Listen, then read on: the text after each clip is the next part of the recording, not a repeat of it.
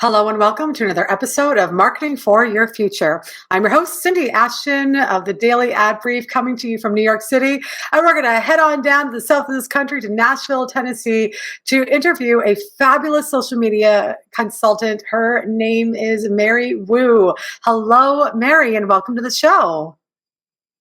Hello, Cindy, and thank you so much for having me. I am thrilled that you're here. So tell us a little bit about your business.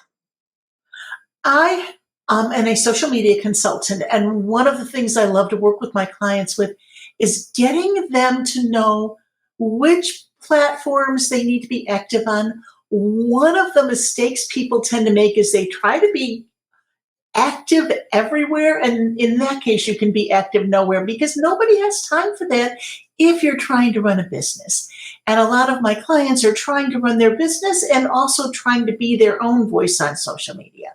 And it's hard for them to do both well and also be on TikTok and Instagram and LinkedIn and pick all of them. Doesn't work. Mary, I love that you talk about that because it's so true. There's so many platforms and everybody's trying to do it all. And so what would you be your advice for somebody who's overwhelmed by the number of platforms? How would they actually find the right platform for them to really focus on? A lot of it is figuring out where the people you want to connect with are. For some people, it might be trying to figure out where exactly their clients are. For some people, it might be trying to figure out where their partners are. One woman I know has a social emotional learning program, and she needs to get in touch with school principals. So LinkedIn is the place for her. If she's trying to work on parents of young kids, then she might be on Instagram and Facebook. Mary, I really love that because it's really about doing less and being strategic of where is your audience, and it makes sense. So I love that piece. So talk to us about where do you think social media and marketing is going in the next 2 years in the future? Well, it changed last week and it will change again next week. One of the things I'm guessing is there will be more automation, a lot more messaging. But the thing I know is no matter what happens, it's going to change. And I don't own the platforms. I don't have control over that. All I have control over is understanding what's happening and what our next step should be once the changes happen, and not try to control anything I can't. Yeah. So it's so true that things are changing so rapidly. It's if you are not paying attention, you're going to not be dead in the water, but you're going to be behind. And it's so important to be aware of the changes and try your very best to keep up with them. So talk to us about what would you say is a number one thing we need to look on? Like, 'cause you start to talk about online platforms. Talk a little bit more about that for us. There are ways to research where people are and which platforms there are.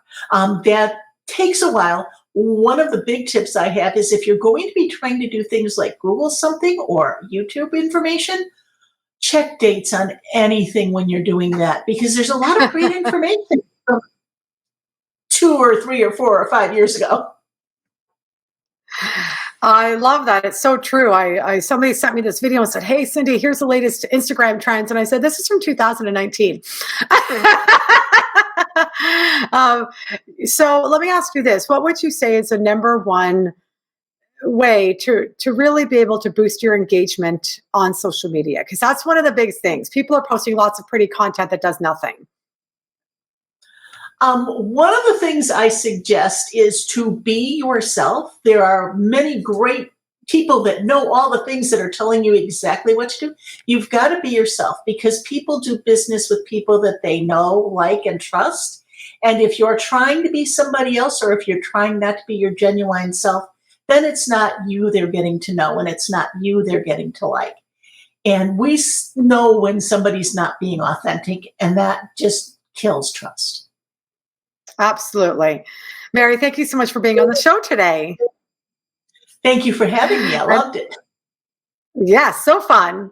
And for those of you watching, thank you for tuning in to yet another episode of Marketing for Your Future. If you would like to connect with Mary, please go to dailyadbrief.com and we will see you on another episode very soon.